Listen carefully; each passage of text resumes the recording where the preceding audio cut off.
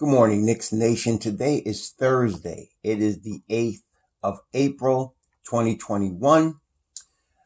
I hope that you all are feeling healthy today and being healthy today in the environment in which we are, and that your needs are being met and provided for. Blessings to those who are out here trying to save lives in the healthcare industry, trying to comfort those that are sick, helping those that are elderly, save life of those who are in danger of losing it, oftentimes at the peril of their own lives. Also, blessings to those who pick up the garbage for us and those that deliver food and other goods and services that we need. Blessings are also, and double blessings to those that are seeking to deliver boys and girls, babies, men and women, and teenagers from the sex trade operations of both child pornography and adult pornography, and curses upon those that support these industries. Also, finally, blessings on those that help the homeless. 500,000 of those men, women, and children in the United States alone, millions around the world that don't have a roof over their head, people sleeping in cars, people sleeping on park benches, in boxes, on grates. May the Most High take care of them and bless them and those that are helping them. And may that situation be put to rest forever soon.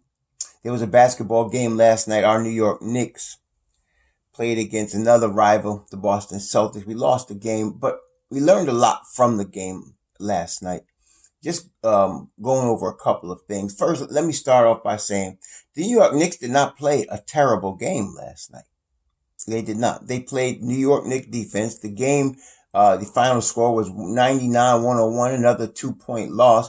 They're in most of the games that we're seeing, recently. The Knicks are in the game. As we always talked about from the beginning of the season, when you play great defense, you have a chance to win every game. And that's been the Knicks situation.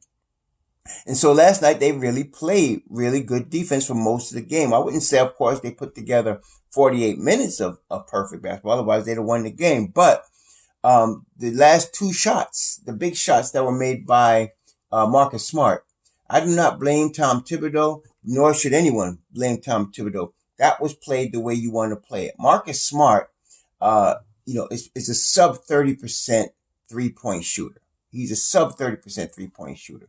And so when you're on the court and you have a Jason Tatum, an all-star Jason Tatum, a Jaylen Brown, you want the worst shooter to shoot the basketball. That's what you're looking for. You're looking for the worst shooter to shoot the ball. Now, this year, Smart is knocking down threes at 34% rate, but going up to in his recent stretch of games for the Boston Celtics, he has been shooting like in the 20s as far as three-point shooting. He has been shooting in the 20s. So he's the guy you want to shoot. Now, he's improved his shot tremendously in his starting last year, really. He started shooting really well in the bubble last year, and it seems to have carried over in that he's at, almost league average as a three-point shooter. Boston has been patient with him, and he's a defensive specialist. So, and he's taken a lot of attempts. He's taken almost 6 attempts a game. So, I was not unhappy that New York was kind of forcing him to take a lot of threes last night, leaving him open for the three-point shot. It was working for us for the most part. It was working for us until the last two shots. He knocked him down. Give him credit. He knocked down those last two shots. He was 3 of 6 from 3 yesterday, so he shot the ball pretty well. But I don't mind that because you don't want Jason Tatum or Jaylen Brown to go off, and the Knicks did a good job on them. So that, and losing the game that way, we have to accept that sometimes. But it really, as I look at it, it really wasn't those two shots that lost the game. During the course of the game, the Knicks were out-rebounded by 14. 53 rebounds for the Celtics and basically, 39 rebounds for the Knicks. But the real story was in the offensive rebound department. The Knicks only had 5 offensive rebounds for the game. The Knicks took 84 shots at the basket and only got 5 offensive rebounds, whereas the Celtics took 86. It was pretty even. They took about 86 shots at the basket, and they got 16 offensive rebounds. Okay, that's 16 additional possessions they got. So the difference, of course, they got 11 more possessions than we got. Now, there was a stretch, and this was a positive. In the third quarter, the Knicks played very well. You know that our Achilles heel has been the third quarter. But the third quarter, the Knicks outscored the Celtics by 4. They played excellent team defense. It was in the third quarter, I noticed at the beginning of the game, which most of y'all noticed also, Julius Randle was forcing a lot. He was forcing shots, forcing passes. He was out of sync, jumping up in the air, throwing bad passes. He seemed to calm down in the third quarter and let the game come to him. And he was actually affecting plays and more than just scoring. He had got a couple of steals off double teams. He was getting important rebounds. And of course, and he was getting to the basket, in fast break opportunities. He was moving the basketball that way. So the third quarter was actually one of our better quarters, yesterday. It was, I'm glad. I was wondering what Tom Thibodeau was going to do, what the team was going to do to change what we have been seeing all season in the third quarter. So the third quarter, they did very well in terms of, in terms of not letting their foot off the gas and putting pressure on the opponent. And they did that. But the offensive rebounds killed us. The number of extra opportunities that the Celtics got. And if you look at the rebounding stats, Julius Randle led the Knicks with 9 rebounds, followed by Alec Burks, who had 8 rebounds. Julius Randle had 0 offensive rebounds. Alec Burks had 0 offensive rebounds. Nerlens Noel had 1, Payton had 1, Barrett had 1, and Gibson had 1. Now let's look at the Celtics. Jason Tatum had 10 rebounds. He didn't have any offensive rebounds, but Robert Williams III had 10 rebounds also, including 5 offensive rebounds. Okay. He only scored 6 points, but he gave his team 5 extra possessions, right? Jaylen Brown had 10 rebounds, 2 offensive. Romeo Langford had 4 offensive rebounds. Okay. Tristan Thompson, you expect him to board. He got 8 total rebounds, 3 offensive. So they were hitting the offensive glass and getting extra opportunities. The Knicks can do it. None of these guys that played last night are like 7'3". It's not like they were so much bigger than us that they were getting these offensive rebounds. They just were hustling and getting those balls. Okay. The Knicks are capable of doing that. So that's something I expect an improvement on in the next game. We got to put it all together, right? So we're playing the defense. We got to get the offensive glass. We got to attack the offensive glass. And also, one glaring thing that, again, I know most of y'all in Knicks Nation seen it. I'm just verbalizing what we all see. For the second or third game, it's at least the second game, we only had 3 players in double figures. Okay, a good offensive team or a decent offensive team will get 5 players in double figures, especially in the way the game is played in the modern era. They would get 5 players in double figures. The Knicks had a pretty good amount of assists, if I'm not mistaken. They had 22 assists. It wasn't great, but it wasn't bad. But only 3 players in double figures tells me something. Let's look at the stats again. Julius was 9 for 23. Bullock, 2 for 8. Noel, 2 of 4. Payton, 3 of 8. Toppin, 1 of 3. Rose, 4 of 10. Burks, 2 of 9. This is our problem right now, too. So aside from the offensive rebounds, we're not getting enough scoring from more than 3 players. So RJ's been on a tear. He's really at a high level offensively. Hitting his, yesterday RJ was 6 for 6 from the 3-point line. He ended up with 29. He was on fire yesterday. He's been scoring. Of course, Julius has been scoring all year. And then when D Rose plays, he scores. And it looks to me that they do have D Rose on a very strict minutes, limitation. He's been 25 minutes for 2 games. And yesterday, we needed him and he only played 27 minutes. He's on a very strict limitation as far as minutes. We understand that he's 32 years old with injury history. You can't push him, as he once did. You can't do it. So and even with his limited minutes, he gets double digits. He gets buckets, right? D Rose gets buckets. We're going to need IQ and Alex Burks to step up. I have a feeling they will. I'm not sure about IQ. I believe IQ is hitting the rookie wall right now. In fact, I'm pretty sure he is because right now we just played, let's see, we just played 53 games so far. Is it 50? No, 52 games so far. Now remember, in the college season, even for the best programs, they usually play like 32 games, right? Um, and so he played for Kentucky. They might play 30 games a season. Okay. So after 30 games, most rookies start hitting that wall. Okay. And I think that's where IQ is right now. So I don't expect much from him unless he gets the second win, which is possible. And because he has not been a factor in any of the games for about a week or so now. Burks, though, he's a veteran. I am expecting him to turn it around now. I really am, because he really, it was 2 of 9 yesterday. He scored 8 points. He was hitting the boards a little bit. He had 3 assists, but I'm expecting better shooting, more shooting from him, going forward. I'm expecting that. And I think he would probably expect that of himself. This is a team, a Tom Thibodeau coach team that has learned to push itself, has learned that that Thibodeau says the luck and the magic is in the work. I think Burks, and not only that, Burks on a $6 million deal.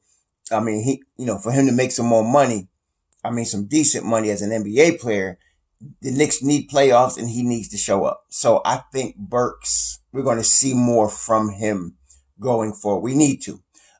What is the couple of bright spots? Taj Gibson continues to impress me. He played 20 minutes yesterday. He only scored 1 point, but if you watch the game, the defense that this guy was playing, man. Oh my gosh, man. The defense that he was playing and getting his hands on the ball and causing disruptions in the Celtic offense and being in the right place at the right time defensively. That's what I'm talking about. See, you can't, so somebody would look at the stats and say, well, he only shot once. He got 1 point. He only got 3 or 4 rebounds. Didn't look like he did much. If you actually watch the game, Taj Gibson was playing his butt off. And at 35 years old, this guy's, I'm very impressed with him. Also, what a very promising sign, again, and the stats will not bear this out, but those of us watching the game saw Obi is playing with more confidence now. Last couple of games, he's been getting more confidence. He got 11 minutes yesterday, which is a little higher than the 7, 8 he's been getting all season. He got 11 minutes yesterday. He was 1 of 3. He shot an air ball from 3. Frustrated me to no end. He overshot. But I think that's a matter, honestly, without making an excuse for him, it's a matter of rhythm. Shooters need rhythm. Anybody that plays basketball will tell you that. If you ever played ball and you was really feeling it, and you was hitting a lot of shots, if you ever experienced that, it's because you was in a rhythm, right? That rhythm was there. You wish you could have that rhythm all the time, but there's times you don't have it, right? But when you have that rhythm and you're in rhythm and you're warm and your sweat's coming out and you're getting a good shooting rhythm, man, it's one of the best feelings in the world, right? And Obi has not had the opportunity to get in that rhythm, for the Knicks. But I want to tell you, yesterday, he was guarding Jaylen Brown, and his length caused lots of problems for Jaylen Brown. Jaylen Brown, he scored a lot of points yesterday, but this cat was gunning, man.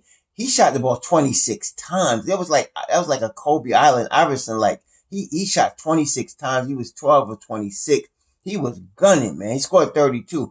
But when Obi was on him, that length bothered him, and Obi was playing good defense. He was using his length properly. So I'm seeing Obi feeling more confident, and I'm hoping that the slightly increase in minutes that we saw him get yesterday is maybe a sign that Tom Thibodeau might give him, more minutes. After all, of all the players we have, it's especially, this is true with regard to Knox and Frank, they're out of the rotation.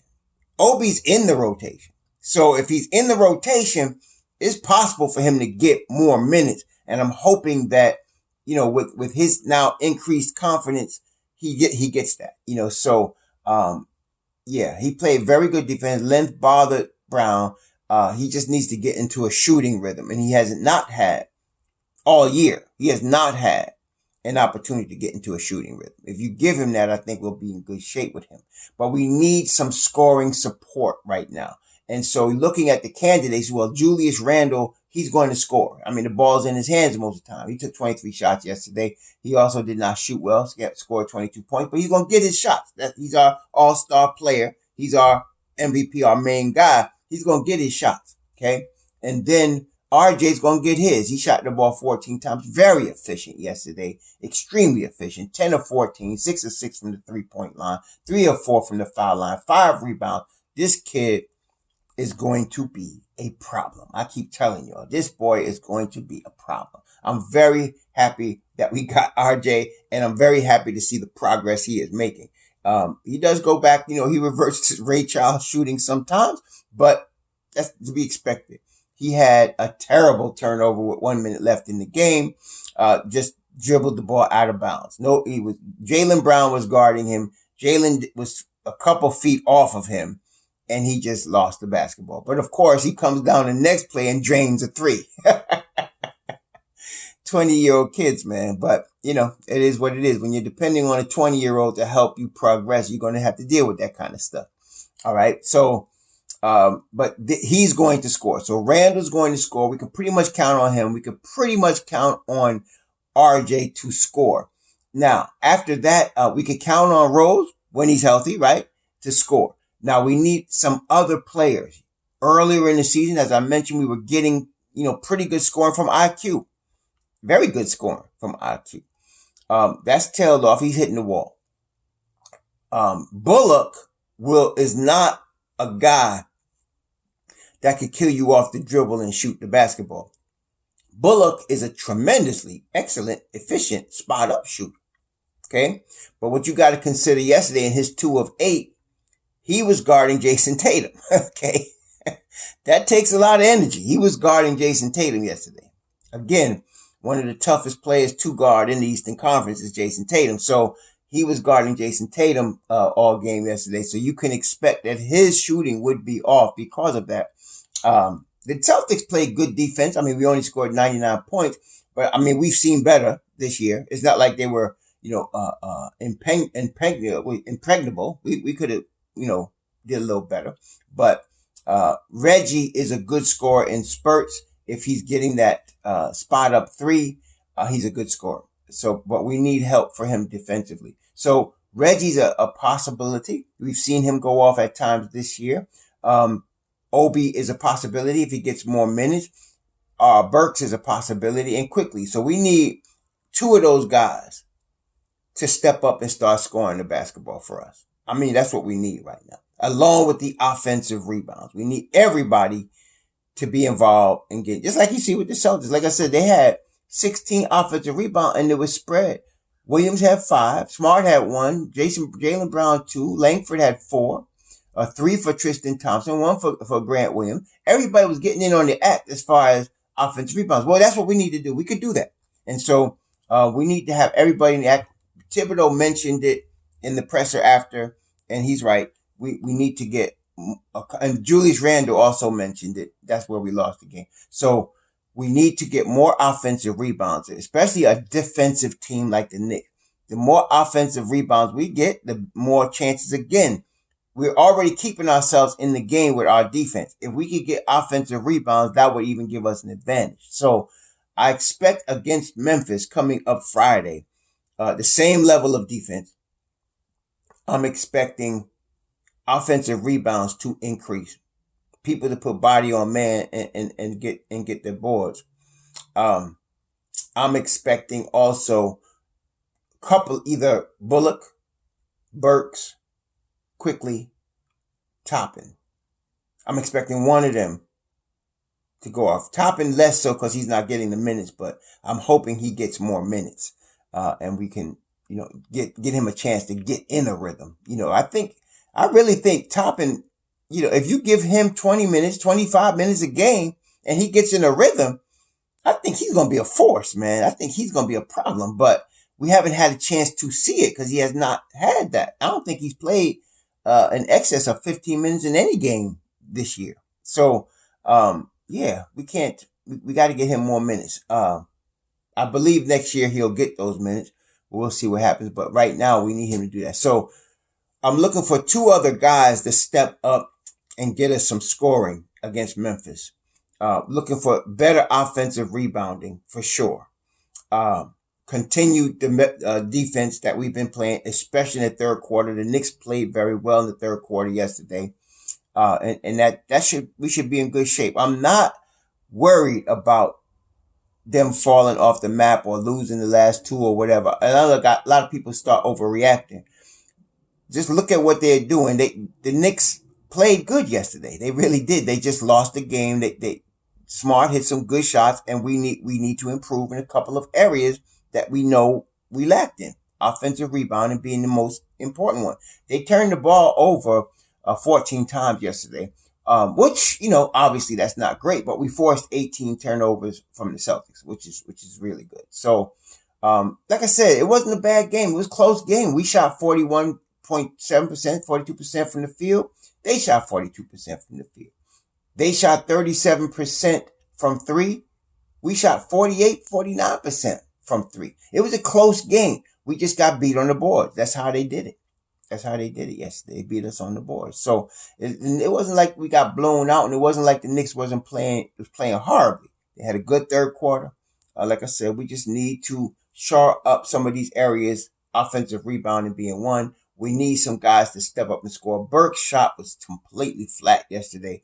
I don't know if it's because he has no legs. That's what I assume, because it looked like he didn't have any. But when his shot is flat, it's a line drive. Like, he almost shoots like Peyton. When he's tired or when he just doesn't have any energy, the shot's a line drive. And you could see that yesterday. It was a line drive. And Burks is not a finisher. He's not a guy that's a finisher at the basket. That's not his. RJ's a finisher. Okay? RJ gets bucket. He goes to the hole hard, and he might flush it on you or get the and one. He's a finisher.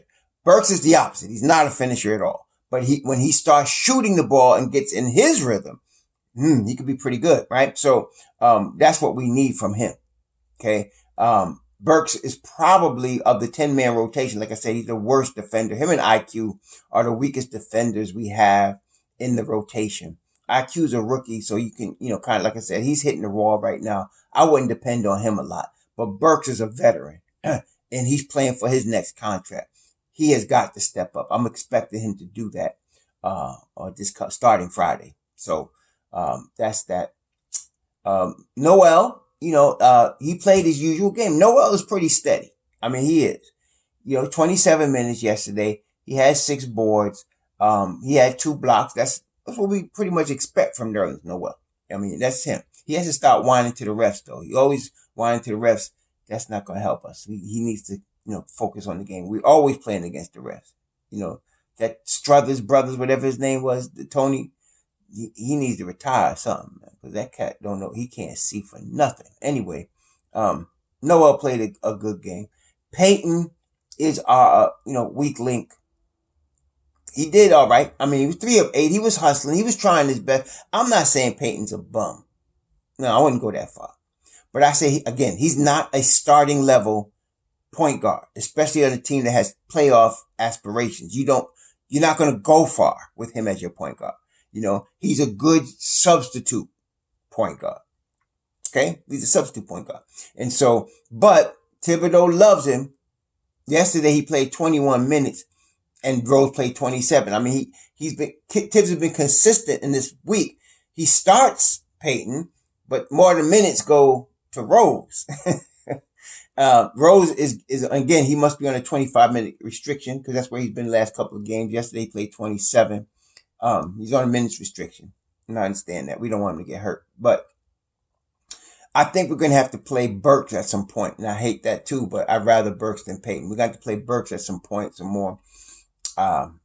Maybe starting Friday against Memphis. So we'll see what happens. But hey, it was a tough loss. We've been getting a lot of those recently, but don't lose heart, Knick Nation. We're playing good. The Knicks defense is really good.